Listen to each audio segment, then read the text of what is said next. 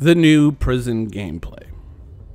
You knew we were going to talk about this. You knew that we were going to engage on this topic in a little bit more detail. Of course, recently, having experimented with the crime system, we've got plenty of footage of going to prison and being in prison and, engaging with the various forms of gameplay in prison. Now, CIG is, of course, showing us new missions, new things that are going to happen, essentially taking what already exists in Star Citizen, what is already possible, and exploring that a little bit further, because obviously, we're waiting on things like server meshing and whatnot, so CIG is just trying to kind of make things a little bit more interesting while we wait for, the fusion energy of Star Citizen, which is all, which is always only 30 years away. We're waiting for that to launch, to kind of come to life in Star Citizen. And so, it's kind of like when we say, oh, the UI sucks, this needs to be changed, that needs to be changed. Well, it doesn't matter because we're rebuilding the whole UI and building blocks, so there's no point in changing anything, And this is kind of sort of the same thing. CIG is just kind of experimenting with different ideas, and some of it is rather interesting. Like there's a dead zone and all of a sudden you get a mission that says, oh hey, we want you to spy on this person, or look through the window and see what the code is and we'll give you money, whatever. But this is all based off of an idealization from the point of view of a game developer. This is like, oh, this is how I envision people engaging with the gameplay that I've designed, which is what we're doing right now. Going around through the mine and going, okay, let's mine rocks and reduce our sentence, and let's be a good boy, and let's find all the interesting little doodads in Kleischer Prison. Ideally. Actually, probably not. In fact, a lot of the people who are engaged in the type of gameplay that wind up in a place like this are probably never going to end up doing any of this stuff.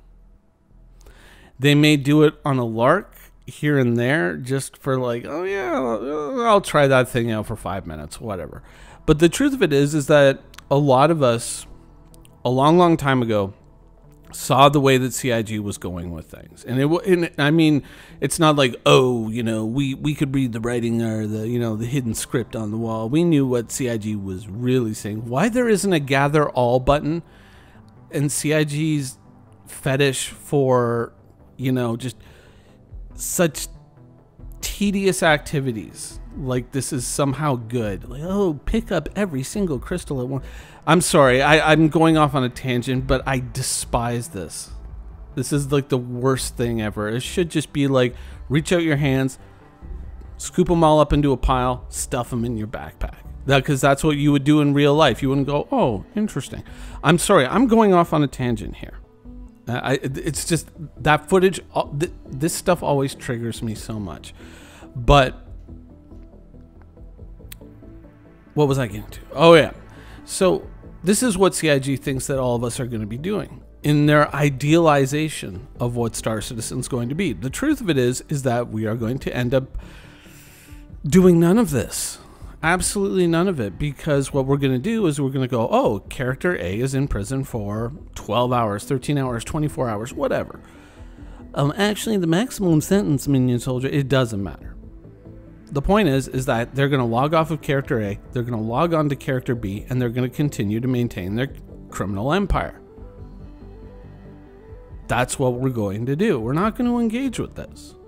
I know that there's a lot of people, oh, but it's interesting and they're exploring different ideas. Yeah, that's fine, but you have to understand that there are people who kind of design this sort of stuff who aren't, they live in kind of a bubble, is the best way to describe it. They live in kind of a mutual support, happy friends, only positive vibes in the dojo type environment where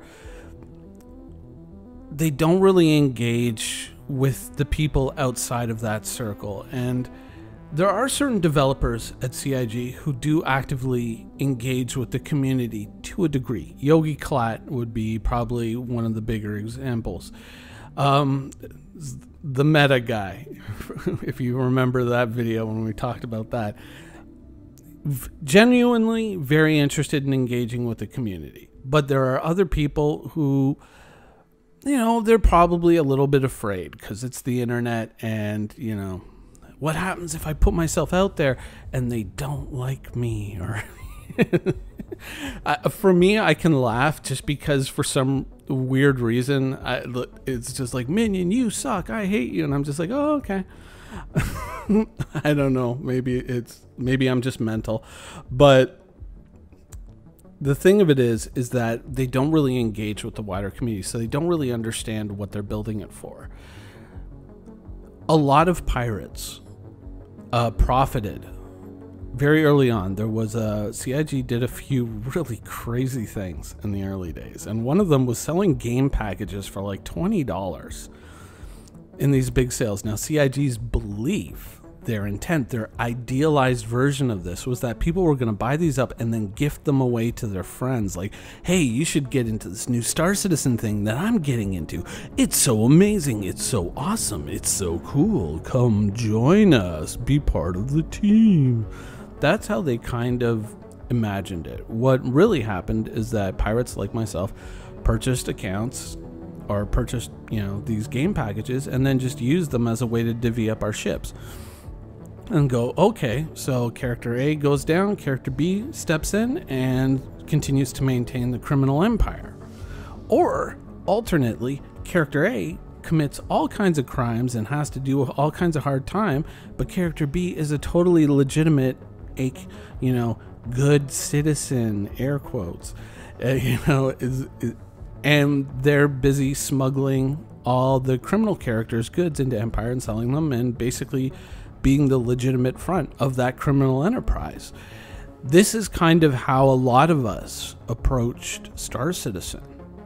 And so if you sit there and say, oh, we're going to make all types of entertaining gameplay in prison, for some people, yeah, that's going to be kind of interesting. But most pirates have kind of gone like, oh, is this what we're doing? Okay, well, I'm just going to log off and do my dailies in another game, or I'm going to just switch over to, account B and continue to maintain my criminal enterprise.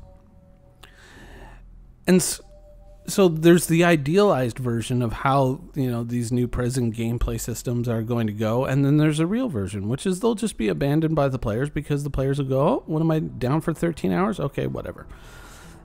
Switch to the other account or go play something else, right? And that's the reality of it. It's a reflection of the state that Star Citizen is in, because we are kind of reaching, in a way, a crisis point. And that crisis point isn't like, oh, the backers are getting so mad, or, oh, the developers are all about to quit and walk out. No, it's nothing like that. What it is that we have reached a point where we can't go any further without the big thing coming in. Remember, like, when we used to always talk about how crappy the UI is in this game, and then CIG would always say, yeah, well, we're not going to fix it because we're just going to totally redo the UI, right? And that was how many years ago?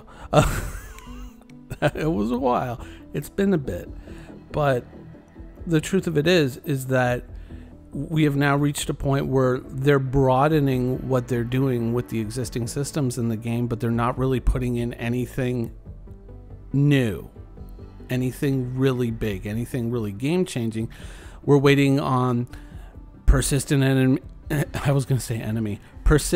entity streaming or server meshing. We're waiting for these things to make the game that we backed actually possible. This is these are the things that we're kind of waiting on to make this thing work. And so that until these things kick in, there's really, you can't go much further beyond this. It's kind of like a go, no go kind of gateway in your decision tree. It's just until this light turns green, everything is kind of on hold. So what you're seeing is a lot of lateral game development rather than vertical, because there's, you know, they're trying to go upwards, but they've hit this gateway that they can't get past until, you know, these things come into the game. So what they're going, oh, well, what resources do we have? What gameplay loops do we currently have? And how can we modify these to make things more interesting? The truth of it is that the prison gameplay is cute. It's interesting. And it'll change the gameplay for a very minute number of people who go to prison. But for most other players, it's just a signal to log off or switch to your other account. And that's the reality of it. We're going to be stuck in this place for a long, long time. And we're going to see a lot of these things. You know, it's going to be like, oh, invasion of Orison, but what about the invasion of Lorville? What about the invasion of Area 18? They're going to explore different things like that until they can really bring these next big pieces in. You know, the road to Pyro, you know, that, all this stuff going on. Until these two big things kind of get out of the way, all of that is blocked off. All of that, that's why we don't have a date, right? That's why we don't know, oh, on this day you're going to Pyro. Because two of the major things that are kind of holding this whole thing up, they're not in the game, and they don't know when they're going to work. They don't know when they're going to be finished. So when people ask me, what do I think about this stuff? Or what do I think about the new prison gameplay? I don't.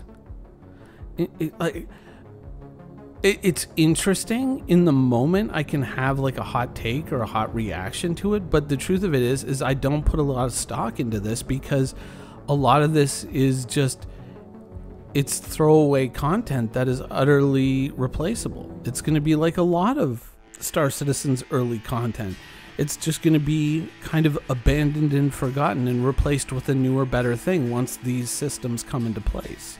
And a lot of these systems are dependent on these foundational systems like server meshing and persistent enemy entity streaming, things like that, for those to be in place to build off of, right? So it's interesting, but it's not really gameplay.